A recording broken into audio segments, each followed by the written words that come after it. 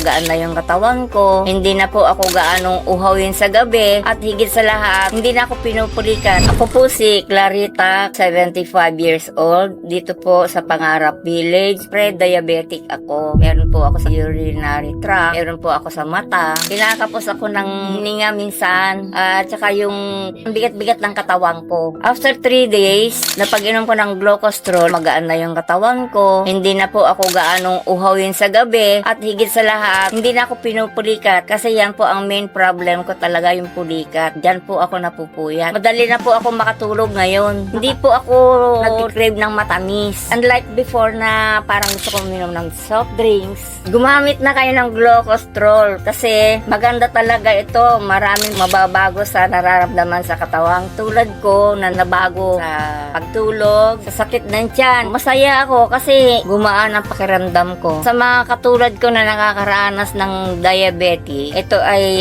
ginawa para sa ating mga diabetic. Sumama na kayo sa amin.